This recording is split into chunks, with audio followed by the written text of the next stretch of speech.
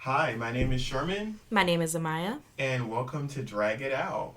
So, this is another episode, and today we thought we'd come in with a little deep slash love slash romance scenario. So, technically, I'm gonna let Amaya take over because this is kind of like her baby that she kind of introduced to me. Okay.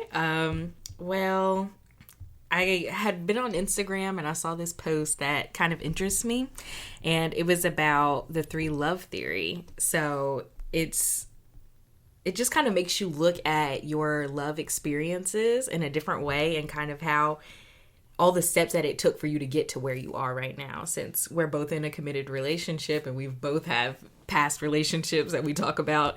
I thought this would be an interesting topic for us to get into, and so I guess we will jump right in. So the first love, the theory is that this is the most intense love. It is all consuming puppy type love. You know, we think it'll last forever. It's kind of like your high school relationship or college, maybe. And you feel it so deeply. And then when it ends, you're like, oh my God, I can't believe that Yeah, it's like the like high this school happened. love. Yes. And so then once you're older, you kind of look back and you're like, wow, that wasn't really love. That was more infatuation than actually loving that person. True, I can relate to that. So, what would you say would be your first? Well, it's kind of hard. So it's like two. So my first real little puppy love actually started in middle school. There was this guy I had a crush on. He did not like me, but I was persistent for a whole year. Oh my I God. was just trying to get anywhere I could to be around this man, and he didn't really notice. But then one day he was like, "Oh, there's this girl that keeps following me everywhere." And I'm like, hey, yeah, it's me. I like you. And he's like, okay, I guess I'll give it a try. And he just kind of blew me off the entire time of our relationship. We would go like 3 months, him not texting me. Oh my And I was God. just like accepting that. Don't know why. But then once high school ended, I was like, okay, I'm really done with this dude. I had to move on. I went to college, like 2 hours away from my hometown. And then I met my real first love. And that one was kind of all consuming. I'm with this person all day, every day, unless we had class. And then after class, we were together, and everyone would see us walking around campus and, like, oh my God, y'all are so cute together. And it was very intense. And then once it ended, it was like, I hope I don't see this person, but he lived on the floor right above me. So I Wow. definitely had to see him again for the next semester. And it was awkward when people were like, oh my God, did y'all break up? Why aren't you together all the time? It's like, well, what do you want me to say? Yeah, that would be kind of awkward, especially you're in college, though, Yeah. right? So, like, hopefully you found ways to like avoid him or just not like leave your room. Oh, no, I was leaving my room. At that point, I was like, I'm going all out. I'm going to be a new person because I had met him like a month into me starting college. So that's why it was kind of like a head dive into it. I was away from my parents for the first time. You know, I just felt like I have all this freedom. I could do whatever I want. And I really took advantage of it with him. And so it was after him, it was kind of like, what do I do now? How do I kind of shape my adult life? What do Even you though do you weren't an next? adult even at that Yeah, age. I was a little bit of an adult. Okay, interesting. I guess it's my turn to talk about my Hmm. first. So I would have to say my first was like my first ever boyfriend. I in my personal story podcast I talked about that relationship, but like I would say he was my first like relationship that was really like adult serious. And I'm not trying to like undermine like other people's age range because high school people can feel the exact same intense like Yes. feelings and stuff. So when we were together, it was like we were around each other all the time. Like it's Hmm. crazy because he approached me and like I had no interest in like finding a boyfriend or even talking to anybody. I was happy like being like successful and trying to get my own life together, get my shit together, and being a college student. And he just came up to me and was like, "Hey, can I talk to you?" And we were going to the mall with a bunch of friends. So I Hmm. kind of like pulled back because I thought he was about to tell me something deep because we was in my minority male mentoring club. So I was kind of just like, I was kind of like the more mature one that was kind of like, they came to and they talked to. So he was just like, "Hey, I just want you to know, I had a dream about you last night. And I was like, what? Scandalous. I was like, I'm sorry, what was this? Like, were you murdering me? Like, what was going on? And he was just like, no. He was like, he was just like, it was just like one of those sex dreams. And I was like, okay, I don't get what you're getting at. He was like, I kind of like you. And I was like, oh, okay. And then, like, we started hanging out as just friends. And I entertained the idea. And I met his mom and everything. And then, like, we just, I don't know, I don't think we ever just said we're together. But we just ended up just being together all the time. And we were just attached. And then I got my own place. And then he got his own place. And, like, we lived in the same apartment complex. Oh, wow. And everything. But we didn't live together. We lived in separate apartments. I just didn't want that pressure, you know? So, yeah. And the breakup was bad. It was like Titanic sinking bad. God. Like Rose survived and Jack died bad. Like nobody died, but like you could not tell me I was not dying. Like I felt like I was like I honestly felt like my heart was breaking in my body and I could not like fight the feeling. And I remember we broke up. I went home for Christmas break. And while I was at home, I was in the living room. I was trying to like laugh with family and enjoy the Christmas break. And then I remember I was in the living room one night and I wasn't feeling good. My mom came in there and then like I laid my head on her and then like I just started crying and she was like, "It's okay." And she was like, even though she like wasn't really at that time supportive of my lifestyle, I just remember her being like, well, you said, she was like, you used to write. Why don't you just write about it? And I remember staying up until like 4 a.m. every night of my winter break, just like writing and writing. And I wrote from the moment I met him to like everything that happened on both ends, even parts that I felt like, I mean, I'm a little biased because it is my point of view, but I tried to be as honest as possible about the things that I did and how I was, because I was clingy. I was kind of just like, I want to achieve this. I want this in my life. And all he was like, I just want to make enough money to get high. And I'm just like, that ain't what I want. Like, I want to be a fucking boss-ass bitch, Bonnie and Clyde, Jay-Z, Beyonce, like Hillary Clinton. You had goals. Yeah, like Obama and, well, wasn't in office then. But, you know, like, I wanted that. And he didn't want that. He just wanted, I just want to make money to get high and pay my bills and live my life comfortable and play video games. And I was just like, those are fine. Like, if you, like, as hobbies, but, like, you still should have something to strive to. And y'all were so young. Yeah. So, anyway, long story short, I wrote everything down and then somehow the story leaked online. So mysteriously the story linked online, but it wasn't me. It really was not me. It got online. It was Gossip Girl. Yeah, it was dramatic. It was a lot of drama. It was a lot of like death threats and I'm gonna beat your ass type shit. Not from my ex, but from like the guy he cheated on me with. Because that's why we ultimately broke up. Was he cheated on me, and then I wrote a story about it. It got online, and then the guy who had a baby mama and was supposedly straight was like, that whole scenario was like drama. Oh my God, that is, you topped mine. Well, I mean, yeah, it was pretty bad. But yeah, that was my first. Like, I just really felt like I loved him. But like you said, looking back on it now, it was just infatuation. Even at the next relationship after that, I realized like, no, I didn't really love you. I think it was my first relationship and I just wanted to be around you all the time. And I was infatuated with you and you were my first sexually and in so many other areas that it's like, I like to think of it as like when you're a baby and it's your first time eating chocolate and you're like, oh my God, give me more of that. I need it. Just stuff your face with it as much as you can get. As much as possible. And then your mom's trying to like rip it out your hand and you're just like, no, I need it. And then you get sick and you're like, maybe I shouldn't do this again. And that's exactly how it was for me. It was just like, I was not in love with that person. I was infatuated with the idea of love and what that new feeling was. Like, because everyone knows when you first start getting to know someone and falling for somebody, it's like this drug. It's like it really is. I've always said that. I feel like there's a chemical in your brain that changes when you meet a person that you're really attracted to and they're attracted to you. It's like, I can just smell it in the air. And it really drives you to do some crazy stuff. I mean, mine wasn't as bad as yours, but I do remember the whole heartbreak of it all. I was like crying on my mama's couch, like, oh my God, what am I going to do? I have to see this man again.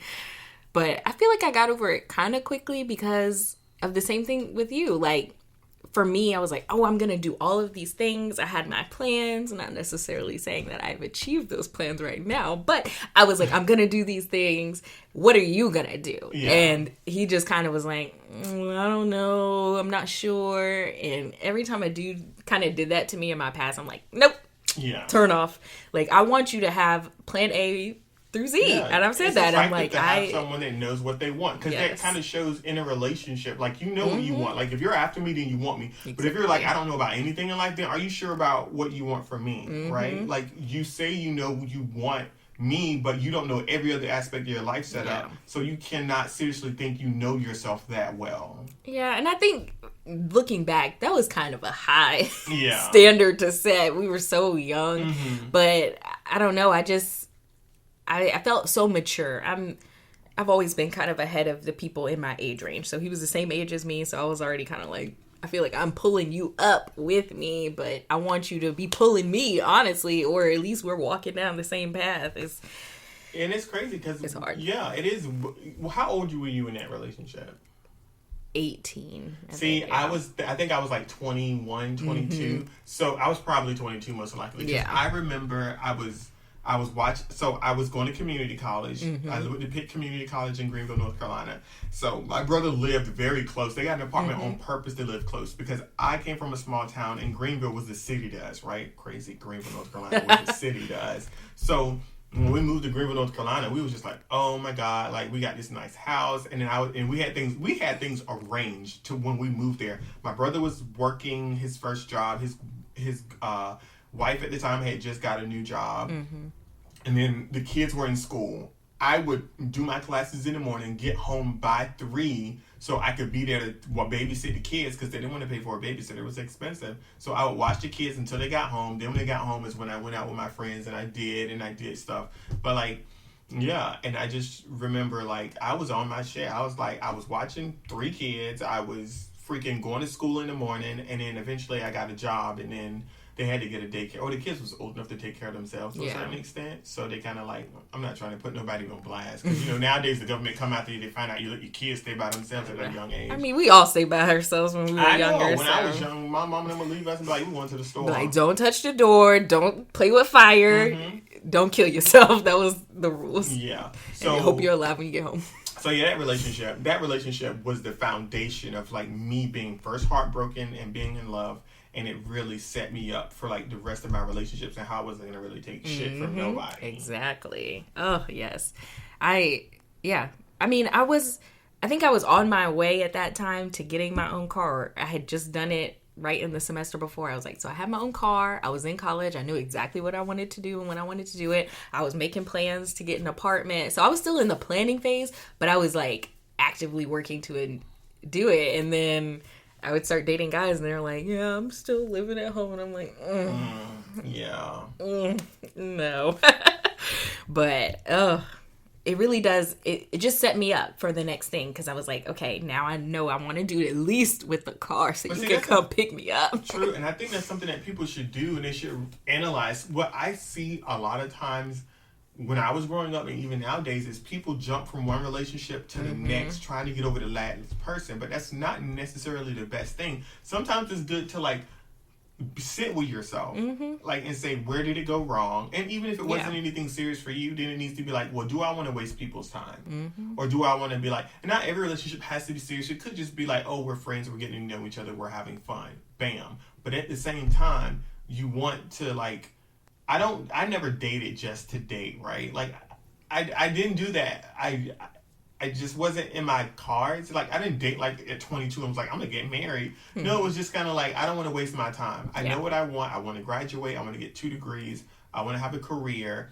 I want all of these things. And love, I can only speak for myself. Love is the biggest distraction for me. When I'm in a relationship, it becomes a distraction for me for my goals. Because I think back to my life when I was younger. When I was committed, before I even had sex, I was just a nerd, really smart, dedicated myself to meeting goals. As soon as I had sex the first time and I got that high moment, Flip the I switch. was just like, oh, this is what I want. I want this. But that's the human drive, I think. We crave affection, we crave touch, we want all of these things. And so once you taste it for the first time, you're like, I need this forever. Yeah. What is the point of everything else? And I would say it's a good and a bad thing. I've definitely been one to be distracted by love. But I think once I take time, like you said, to like sit back and think about it, I was like, wow, that was a big distraction. Like, you got to work on your goals, girl. And you want someone that you can do that with, right? That's why it's important that you make sure you're compatible when you're talking to someone. Even if you don't see yourself with that person in the future and you're just trying to fill out what you are, they should at least encourage you and not be a distraction from your goals, right? If you ever date somebody, and I will say this has happened to me before, and it was just like, oh, I have to be to work in the morning. Well, why don't you just call out and we'll spend the night together? Like, that's kind of a red flag, because one, it'll be different if like you could do it or like your job was lenient, but like to call out last minute from your job and they want you to prioritize them, or one, the biggest red flag ever is if they're asking you to like spend money on them and like take care of them constantly. And I'm just kind of like, ain't we both grown? Don't you got a job? Yeah. Like, no. You know, and that was a lot of my relationships. It was like me being the stable one, and then they weren't necessarily, I won't say on the same level, because that wasn't really what it was for me. For me, it was just like they just weren't like putting effort into wanting to know where they wanted to go in life. And I get it. Sometimes you don't know, and sometimes you think you know what you're doing, and then you get to that end goal of what you want, and you're like, you know, this isn't working out. And I can respect that. You know, hey, if I'm dating somebody and you don't like your career anymore and you want to change it, I'd be like, okay, let's sit down and look at things financially. Okay, if you really are miserable at your job, then let's find a way for you to transition. Or if you want to go back to school, we can find a way where we might have to downsize on things that we do if I'm paying the bills by myself. And then you can, you know, go back to school and focus on you. And then when you get ready, I'm not going to say I'm going to stop what I'm doing. I'm going to still be on my grind, but maybe I want to trade. Like, you know, I want to change roles. And relationship is not always like 50-50. Never. I mean, and people say it needs to be 100-100, but that's not realistic. It's like, not.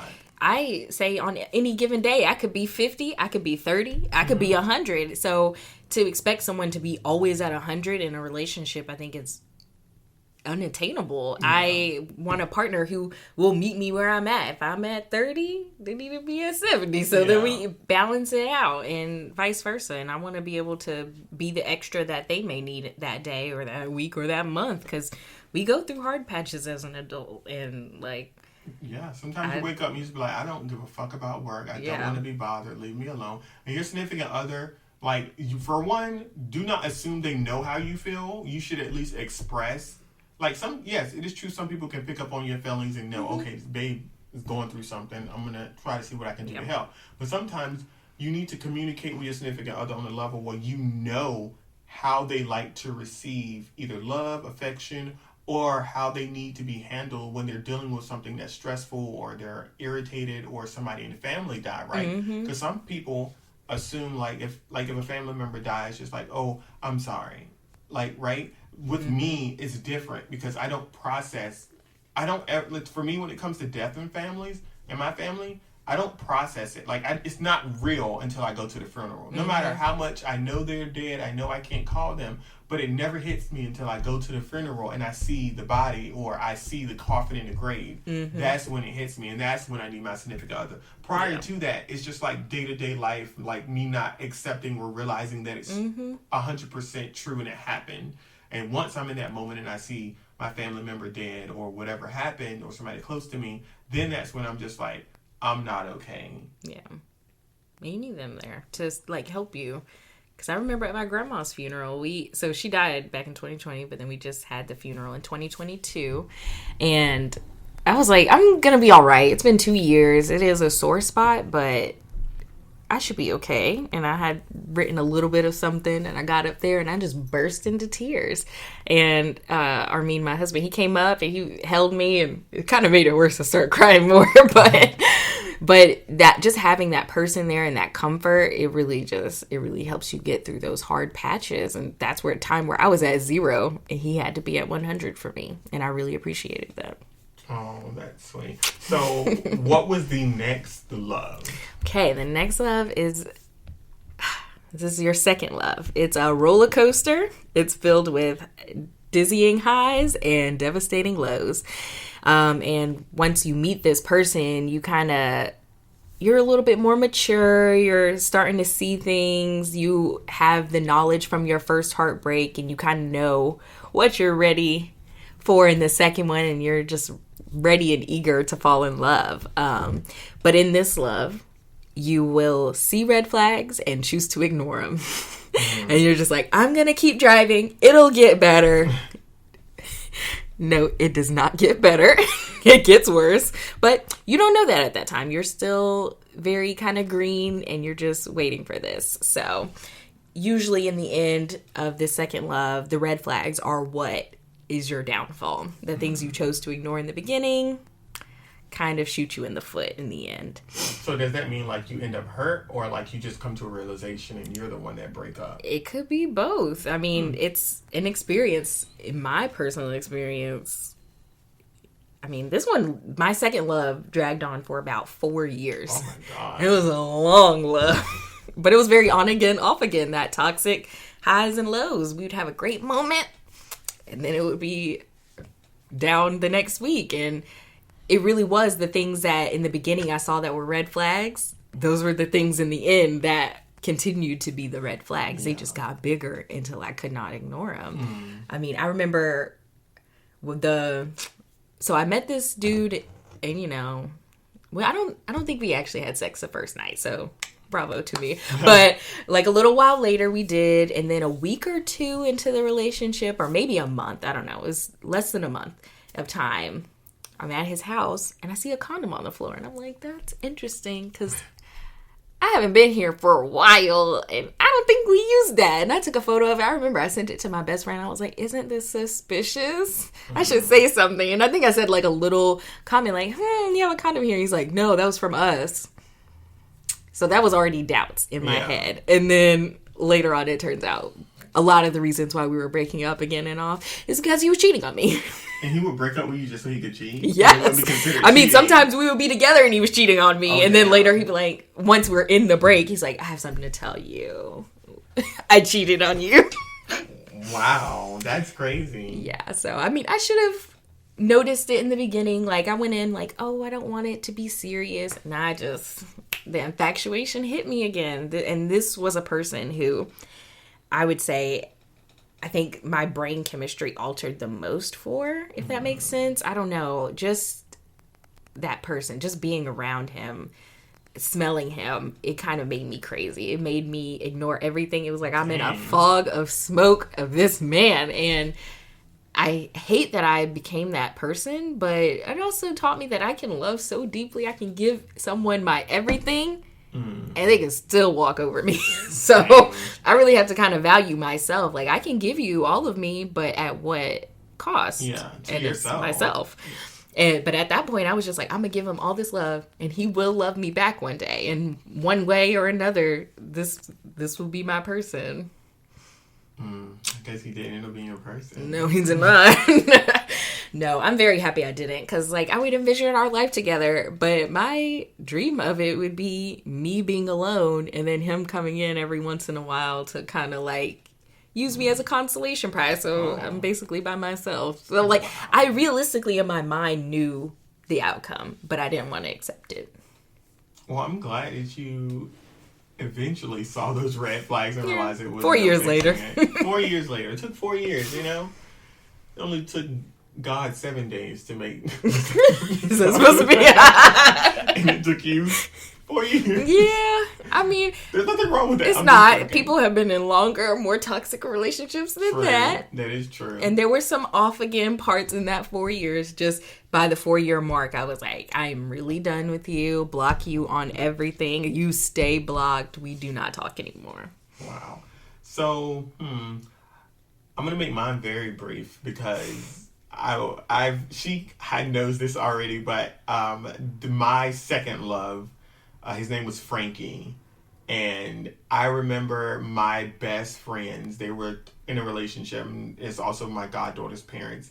They were just like, oh my God, we got this guy who you should meet. Y'all be perfect for each other. And I'm like, y'all never hooked me up with anybody, and the guys that I've been choosing have been trash, so why not? They showed me a photo of him. I was like, this guy's not real. This is like, y'all going to catfish me. This is a joke. This was before Catfish was even a show. So I was like, this is a joke, right? Like, this guy can't be real. And I remember them being like, he's going to meet up with you. They gave me his number. We talked on the phone and text a little bit, and then he wanted to meet me, so he met me.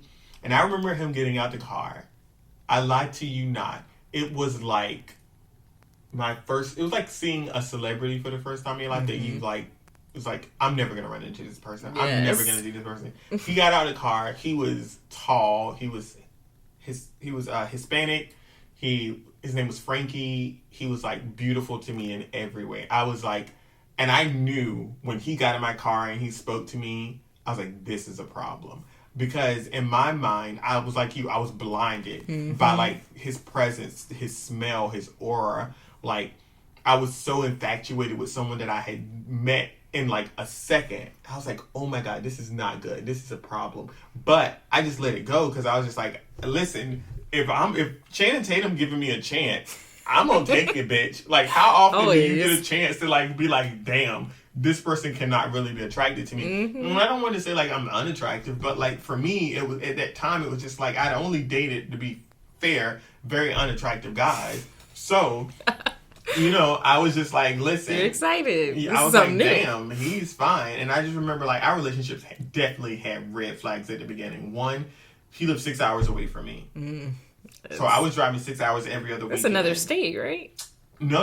It was the other side of the state, I guess. What did I say? Appalachian Mountains? Oh. Yeah, it was in the mountains. And I was driving to see him, and I had my first, right out of college, my first professional career, and I was dating him. We were only together for a year, so it wasn't like a long time of toxic relationship, but it was toxic. And I'm just gonna say this. I remember we had several moments where we argued and stuff. Like, okay, one, I went to go visit him. Not only am I getting off work at 5 o'clock on a Friday, I'm driving 6 hours to the mountains, fresh out of work. My clothes is in the back of my car with my suitcase. I get off work, I drive 6 hours, and then he's like, hey, me and my friends want to go to the club. I'm just getting there at 12, and they want to go to the club. I'm still young, so I'm in my 20s. I'm like, I can do this, whatever. Let's go. Just rally. Take shots, go to the club, have fun. I remember we was at the club. Guys looked at him anyway because he was very attractive, very tall. I remember he never really entertained any of them in front of me, but I remember his friend, I won't say his name, but his friend had a guy that he was interested in, and the guy came to the club. I'm going to tell you something. I learned to trust my intuition from that first relationship. Yeah. When he cheated on me, and I was like, you cheating on me? And he was like, no, I'm not. You crazy to think I would cheat on you with a straight guy. We just friends, and we just smoke together. So I was like, I'm trusting my intuition. We walked in the club. Kirby was like, oh, that's the guy over there. That's my friend. I want y'all to meet. He's so attractive. And he walks up to us immediately. As soon as he walked up to us, as he's walking to us, he is staring my boyfriend, Frankie, down. I'm like, I could feel it. I was like, oh, he wants to fuck my man. And I just remember, like, he came over, he spoke, whatever. Several times throughout the relationship, he would be like, oh, such and so want to hang out with me. And I'm like, I'm telling you, he's attracted to you. I know it. He was like, he's not. You're just being... So, and I'm like, how the fuck am I gaslighting. Crazy? I fucking hate that. Like, sorry, but... Ugh. Yeah, before gaslighting existed. Yeah. Damn, I'm showing my age. So, he was gaslighting me. He was telling me, oh, no. It's not like that. I would never do that to you. After he broke up with me, he admitted months later, because we were still kind of keeping in communication. He was like, yeah, after we broke up, such and such came to me and was like, I was always attracted to you. And I said, I not fucking right? know it. We're not together. I can't say nothing, but I know, right? I was like, I told you. Well, nothing ever happened. I was like, but it doesn't matter. He was waiting to make his move. I mean, he respected it, because some people would have just fucking made that move regardless. But at the same time, he was waiting for us to break up or for something to happen, us to get in a fight. Plus, he would always want to hang out with you instead of the guy that he claimed he was interested in, even though they was boyfriends. Because he just wanted to be around him. Yeah, trying to trap him. Yeah, he just wanted to be around so he could see any way he could slide in through the door. So I ended up being right. And anyway, that was that scenario. Another scenario was I went to pick him up one time, and we was coming. He wanted me to pick him up down the road, so he didn't even want me to come to his family's house to pick him up. Right? That is shady. It was a whole thing about like his Hispanic family not being okay with dating interracially because they knew he was gay, and I'm just like, red flag. But you know, people family is people family. I'm not gonna like, you know, sometimes you don't get along with everybody's family. So anyway, long story short, we head to Greenville, North Carolina. I get us a hotel room. We're supposed to be staying in a hotel room. We get in an argument about something. I can't remember and tell you right now. But when I say our highs were high, when we were great, we were great. But when we got in arguments, that shit was toxic. We never got physical, but it was always like arguing, yelling. And I remember we was in a car. I pulled to the side of the road because we were arguing about something. And I was like, this is just ridiculous. I don't want to argue. And then he said, and he was like, well, I'm getting out. Pop the fucking trunk. And I was like, oh, he tested me, bitch. I'm going to pop the trunk. So I popped the motherfucking trunk. This bitch get out of my car, grab his suitcase, slam my trunk door. See, I was all willing to be like, I'm wrong, but you slammed my motherfucking trunk. And to me, I'm like, no. That's that ain't fighting. going down. Like, we done. So I put my car and drive. I drive off, and there he go walking down the road with his suitcase. And I'm just like, and then I got like maybe 30 seconds down the road, and I was like, oh my God, this is not me. I don't like this. I don't understand how like his high, like his anger make my anger intensify. It's almost like we test each other, like how far we could push each other. So long story short, I turn back around, I pull up, and he's walking, and I'm slowly driving beside him. I'm like, get in the car, get in the car. He's like, I'm not getting in the fucking car. And I'm like, get in the motherfucking car. And then I pushed the door open, and he got in the car, put his stuff in the trunk, and I was like, and I thought so. And then he looked at me and he smiled, and I was like, oh, this is toxic. It's that devil, like, shush your cat. It's just like, oh yeah, that's what I want. I want my man to tell me what to do. And I'm like, I'm not that person. Like, no. I don't like confrontation. I mean, I do like confrontation, but not like with the person I'm dating, right? Not to the point where we're yelling and arguing at each other. So that relationship was very toxic. He ended up breaking up with me because he was just like, I'm going to New York to work at a BET event. It was a BET Awards. So he went to New York, and because he was so excited. I was happy for him. I was like, shit, you can be an assistant. Even if he was back there handing people clothes and water, it don't matter, bitch. You can network and get your way in the door. So he went. He was there for a whole week. The whole week he was there, he might have texted me twice. Ooh.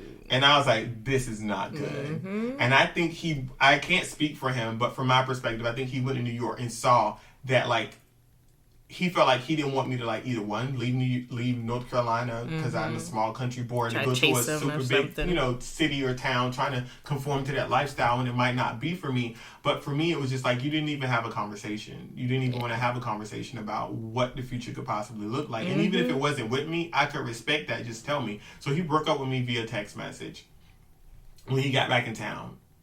And then I wasn't even, like, salty about it because, like, I knew the red flags between the ups and downs.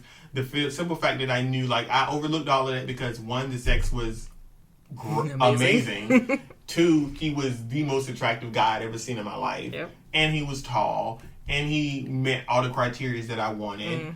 I think at the end of the day, it just, I accepted the fact that we weren't compatible. And it hurt still. But at the same time, I was just kind of like... And plus, mind you, that was a very dark moment in my life. I lost my job. My first job. But, like, they did not renew my contract. And then my boyfriend broke up with me, like, a month later. Then I was just like, damn. And, at this point, if this was the old Sherman who, with the first relationship that felt like, oh, the world's coming to an end, I would have jumped off a bridge. Yeah, like, this was really the end. Whole world crumbling down. No job.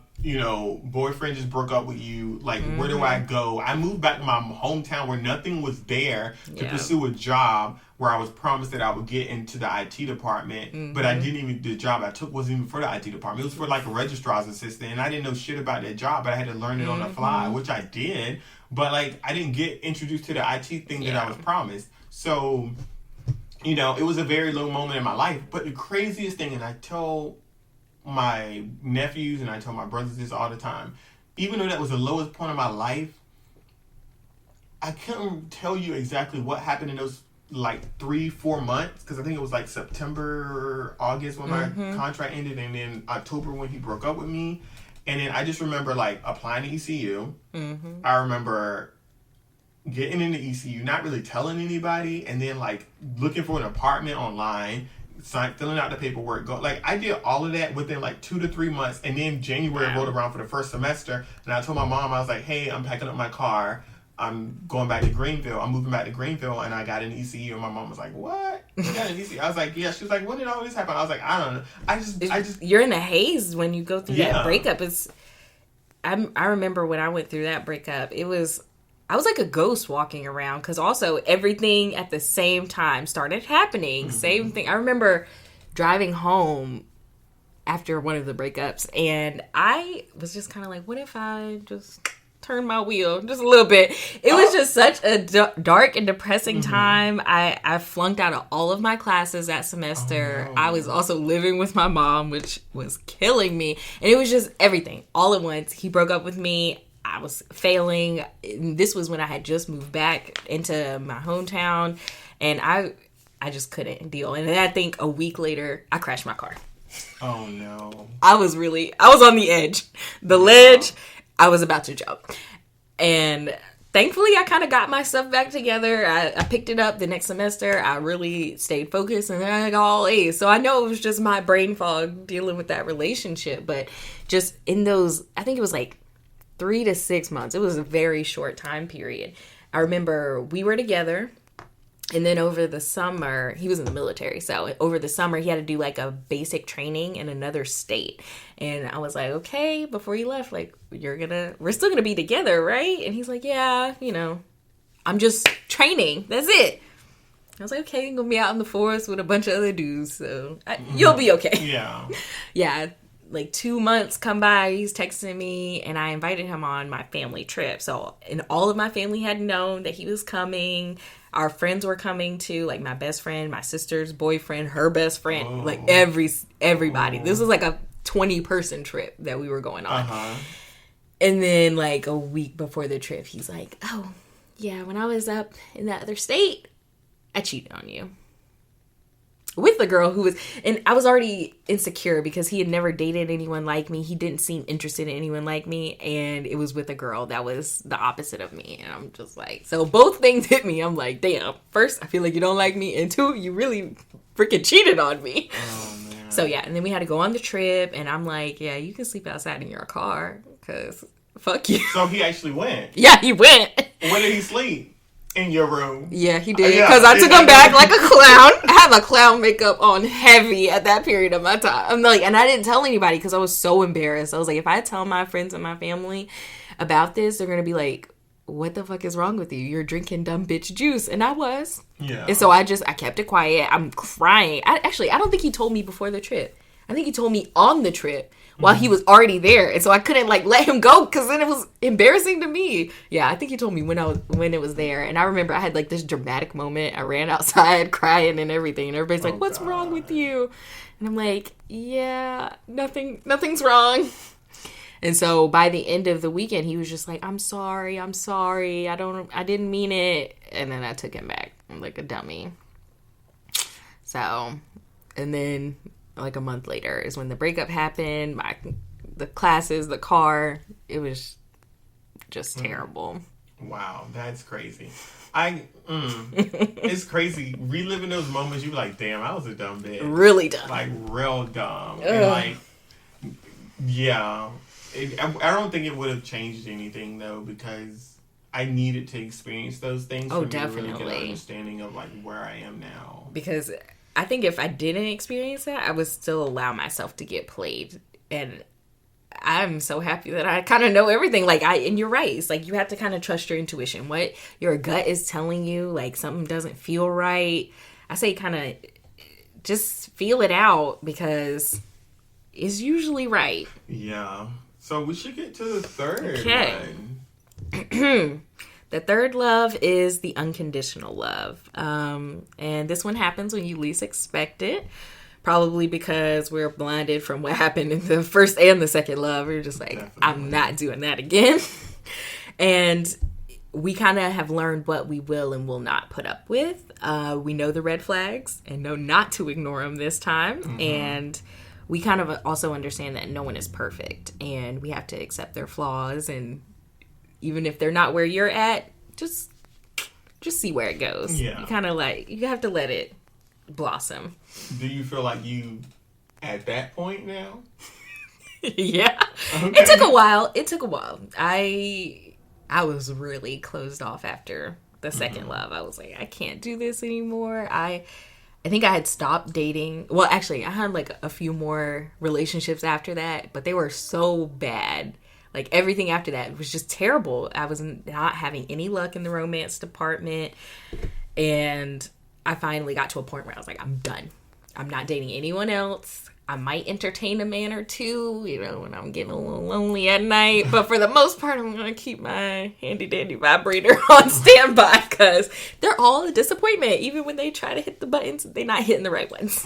So. Wow. Which before we get to, because I already know who you're going to talk about. Is your love, the one that you met. I will say my downtime where I was like, I was done from dating ever before I met Justin. Was like, I wasn't, okay, one, I never had a horse stage. I wish I did. Can't say the same. I never had a horse stage, but I wish I did. But what I did do was, I was messy at one point in my life in between transitioning, was like, I was closed off. I'd given this guy a chance. He really fucked me over. After Frankie, I wasn't really seriously talking to anybody. I was kind of closed off. And then I remember, in between, it was like a short little window, in between all of that, or was it before Frankie? No, it was after Frankie. Timelines. I can't remember. Messy. Yeah, timelines are messy. But regardless, alternate universes trying to get them together. So what ended up happening was I was this guy that I knew through my friend Walter and Sherelle. He was always talking about sleeping with different guys. He was always talking about, he told them he was into me or attracted to me. But I was just like, first of all, every time we hang out and you get drunk, you always talk about how you sleep with so many different guys. Why do you think that's going to make me want to be with you? Yeah. Like, you're literally out here being a whore, and all you talk about is, oh, I fucked this guy, I do this with this guy, I gave him a blowjob, oh, I know him. And I'm just like, that's not cute. That wasn't cute to me. Like, I'm sorry, that's just not attractive to me. And then, anyway, I met this little redhead guy who was young, and he wanted to talk to me. I was like, oh, you too young. I don't really date young guys. Long story short, I ended up, like, talking to both of them at the same time. Like, me and Danny hooked up because I was drunk one night, and then he was drunk, and we was at his place, and everybody else was at another guy's apartment drinking and having fun, and me and Danny went to his place because we wanted to get something, and then he, like, made a move on me and kissed me, and then we ended up having sex in his bed. And then afterwards, the part that turned me off, right? Because he was just like, we could be together, such and such and so. Like, he was telling me these sweet little nothings, and I'm already the type of dude that's just like, look, you ain't gotta tell me sweet little nothings. If you want to have sex, then just be honest. You ain't gotta play the. That's how you trap them. But you don't have to play no fucking games with me. Just be honest. So long story short, he ended up going back telling everybody that I gave him head. Oh, Lord. But he didn't tell him the whole story because he gave me head too and we had sex. But all he wanted to do was make himself look good. It was like, oh, Sherman gave me head. And I'm just like, and when Mr. Walter Sherrill told me, some other people told me when we was drinking and partying together, and I was just like, oh, Danny walked into the party. Air the dirty laundry. Danny walked into the party. And you know what I said? I was like, oh, no, Danny. So you telling everybody that I gave you head? And you know what he told me? Oh, no, we had our little thing. I was like, but did I give you head? And he was like, yeah, you gave me head. And I was like, and you gave me head? And he was like, yeah, we had our little sexual encounter. I was like, yeah, but did you tell him you lasted like all of 5 minutes? I mean, we gonna be honest, we adults. Yeah. I was like, and then we went outside and started talking because Walter Sherman was like, don't do that right here, Sherman, don't do that. So we went outside and he was just like, you didn't have to do that. And I was like, but you started it. What we had between us in that moment, I don't go back around and talk about my sex life. That's your thing. I should have known better. You acting like you was different and, you always been into me, telling me all this stuff. Why would you waste my time? And then anyway, long story short, he was like, well, we could work on it. I was like, all right. I started entertaining a little redhead guy. And then I got messy because I invited Steven over to the house and Danny lived right around the corner. So Danny showed up at the house while me and Steven, and it was like this weird little altercation. They didn't get in a fight, but it was just kind of like eyeing each other. Danny said something smart. Steven said something smart. And Walter Sherrill was like, Sherman, that's awkward. It's time for you to go. Like, now this is getting real crazy. And I was just like, I was like, that's fine with me. All right, Steven, let's go. And I was like, I was done with Danny at the point when he told people that I did all this stuff to him. Like, I don't care that you told him, but don't tell him a half truth to make yourself look good. If you're a 5-minute man, you're a 5-minute man. Sorry, sorry, I'm that good at what I do, or either you just, not as great as you think you are. So. Anyway, we're going back to the whole, like, I got off a rant. It's okay. But sorry, but go ahead. So you got to add to the story, the love. That love. Yes, the one love. Yeah. I mean, it didn't start, like, it wasn't instantaneous. I mean, I saw his photo. I was like, oh, he's kind of cute. Look a little, not my type. I mean, my type was very clean shaven, short hair, like more broad body. I just had a vision for myself, and I was like, I just know this is the man I'm going to end up with. But I saw him, and I was like, he looked kind of cute. Let's just see what happened. It was on Tinder. I swipe right. I'd be doing that. My fingers was getting workouts back then. Sorry, that sounded so dirty. But yeah, no, I swipe right, and then I think he messaged me first, said some weird shit, and I was like, I like this. This is different. It's not what you doing? Can I come over? I was like, give me something original. Yeah. And he did that, and it piqued my interest enough to agree to go out with him.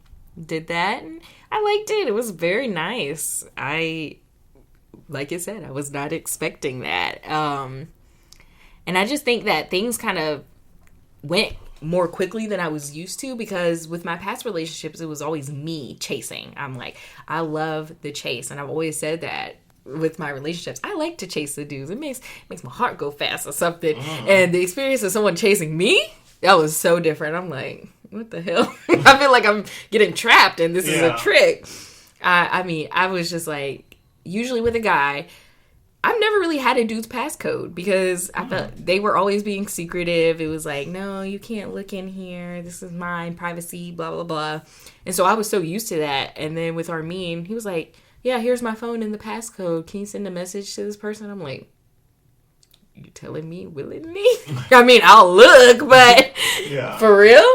But in that moment, I told him, I was like, I'm sorry, but I don't feel comfortable giving you my passcode, because I'm so used to being like closed off and never having to do that. I'm like, is he going to get mad with what he sees? Because I'm a receipts girl. I've kept every single freaking message that people have sent me. So anybody listening, if you try to come back into my life, I have all of the mean shit you've ever said to me screenshotted on my phone. So. Oh yeah, because when I first met Amaya and Armin, and I started snapping them, they started saving every fucking hell yeah. snap. And I'm like, why are they saving my snaps? This is supposed to be a one and done thing. I didn't say nothing inappropriate, but they was saving everything. And every time I go through our chat, every time I send Amaya a message, I was like, she gonna save that shit. And as soon as I do say, I was like, why is she saying about everything? Because no one's gonna lie on me and say I said something that I didn't say. I think that if you have the balls to say something to me, stand on it. Keep that. Say it with your whole fucking chest. Because I've had people send me some mean ass shit and then come back around like, hey, we're still friends, right? No, fuck you.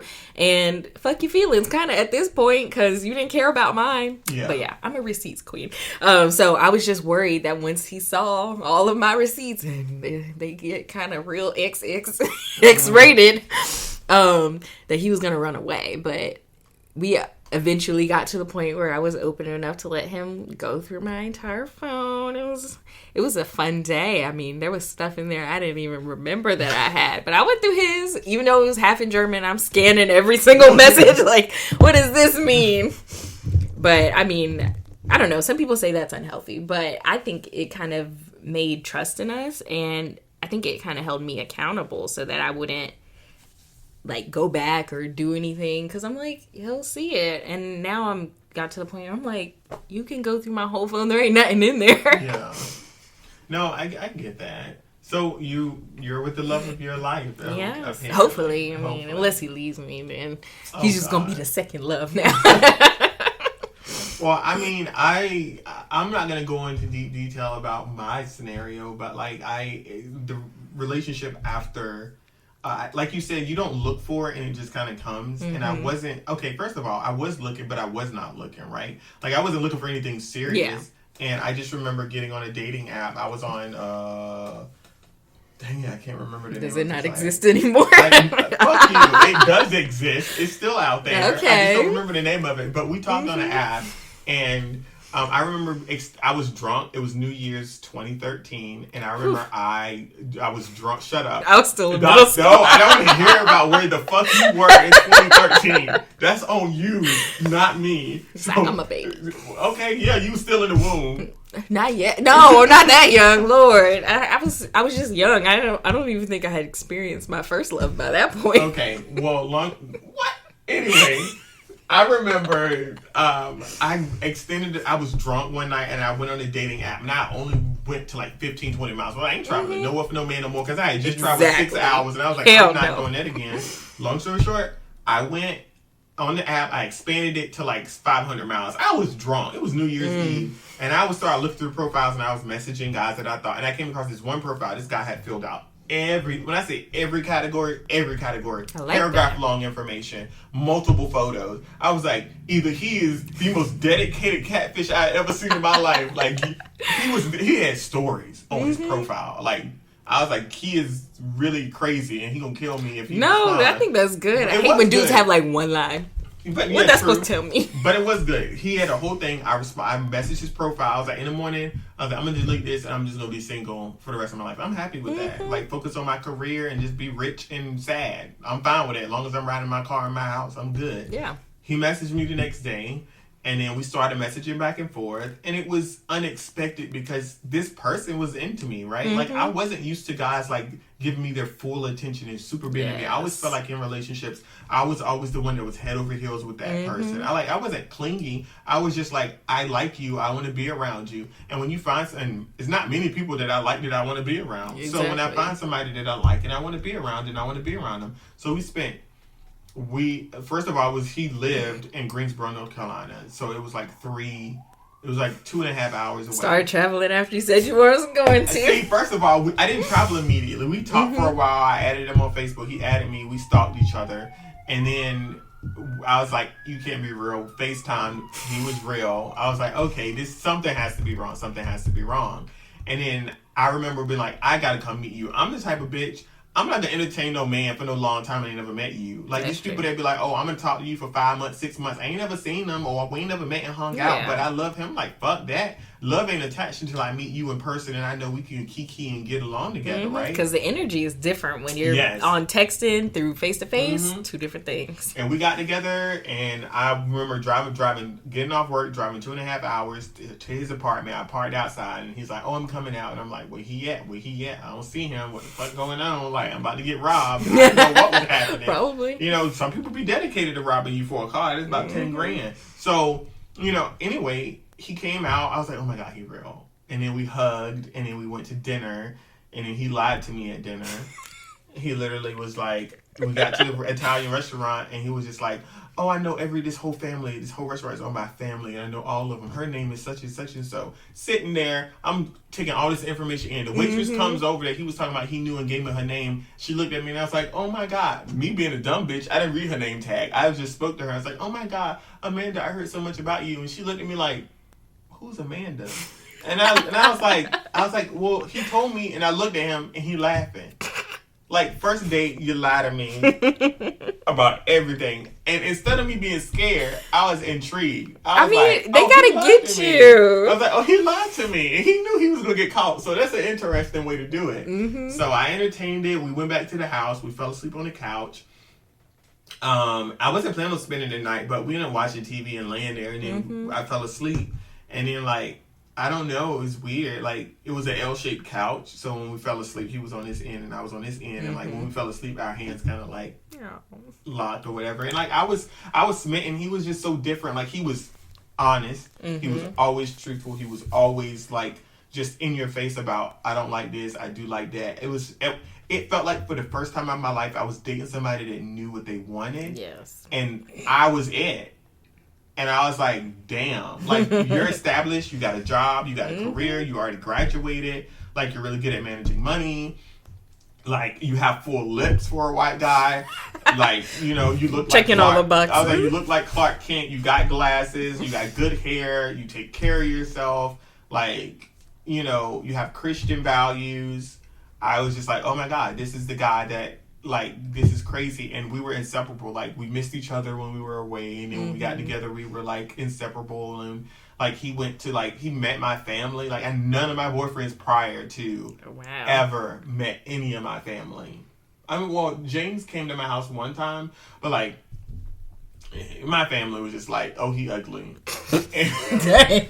Your family will always tell you the truth. They will. Because it was just like, oh, he is not cute. He is not cute. And I was just like, stop. I was like, but he's cute to me. And my sister pulled me to the side. She was like, I don't know what's wrong with you, but you gotta get it together. Oh my God. My best friend told me, my second love, that he looked like a cartoon character. I was like, why the fuck would you say that to me? And it was it was like Stanley, the cartoon character. I was like, why the fuck would you say that to me? Yeah. But then I remember when they met Armin, my godbrother, he was like, ooh, he looks good. I'm surprised that you picked him. I'm like, stop trying to say my men are ugly. I don't know what any of your previous men looked like, but when I saw Armin, I was like, okay. Armin is attractive. Yes. And first of all the German men I seen in German movies were not attractive. Yeah, they're not usually. You know, I was like, Germany can produce some really attractive men. I mean, listen, I'm not shallow. Yeah. I'm just saying media portrays certain things, and that's the only knowledge I had of what German men look fair. like. I'm sure they only had a slight view of what black people look like, and he gets here and he's like, baggy pants, robbing the grocery stores. I'm just saying. Yes. It's possible. You know, the expectations is different, but that's cute. That's a very cute story. Yeah, and I mean,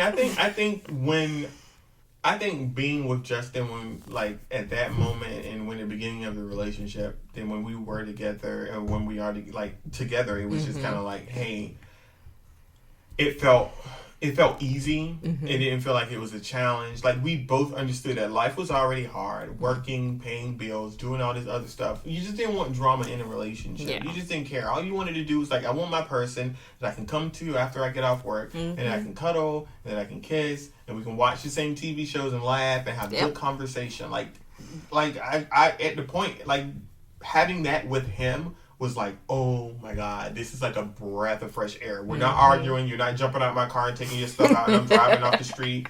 You're not fucking sleeping with or lying to me about who you're sleeping with. You know, like, that was like, it was a breath of fresh air, and it made me feel like I had met someone who was mature, intelligent, someone who just was... They wore everything on their sleeve. Like, their heart was on their sleeve. There was no hitting doors. There was no part of their personality he was hiding from me. It was just like, listen, this is me. And I'm open. And you can see it all. Yeah. That's how I felt, too. It was very much like, here's everything all at once. And I'm like, okay. I just have to kind of absorb it and take it in. But it's just a contrast from what we've experienced before, and you just kind of have to go through it. And it feels kind of surreal. Like, you're waiting for the shoe to drop. You're like, oh my God, something's gonna happen. Something's gonna, like, it's gonna happen, and then it's gonna, like, destroy me, or I'm just gonna turn into a murderer and I'm gonna kill you because you wasted my time. Right? Like, you were everything everybody else weren't, and then you end up being what everybody else was. Yep. So we just gonna nip this in the bud. I'm gonna go to prison because I'm tired. Like, I'll be taken care of for the rest of my life. Yeah. I mean, I'm just saying, I gotta pay taxes. You know, I mean, I got bring up some good points, but I don't know about getting raped. There's no real thing. Yeah, no, a lot of people that I've talked to that's been in prison that said that it's not really that. Depending on where system you in. But anyway, we're not going into that conversation.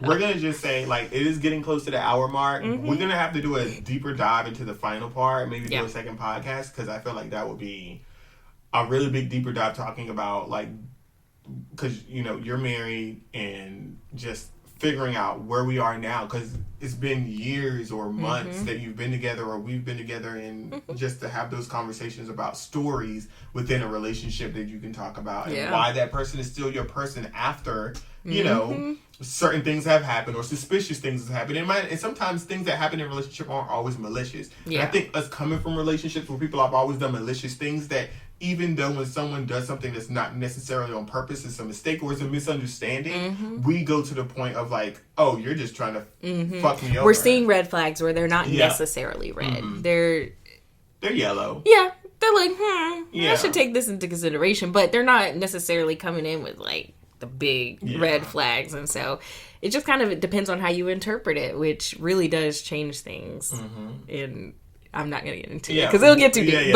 Yes. We'll get to that, and I'm just going to say thank you guys for listening to this podcast. If you like it, if you have 3 loves that you can just pinpoint and just think about, like, oh, who was that first person that drove me crazy and made me crazy happy, and like I was like head over heels for them, but then when we broke up, it was like this deep depression. To the second person where you was like, you knew yourself a little bit more, you kind of knew it wasn't a good scenario, but at the same time, you were willing to go in there and just see where it went, but you knew it was going to end badly because the flags were just there. Yeah. So, and then the final person that maybe you haven't met that person yet. Maybe you feel like you are with that person and they give you that feeling. Sometimes you just got to drag it out and figure out what it is you want. You see what I did there? Yes, I did.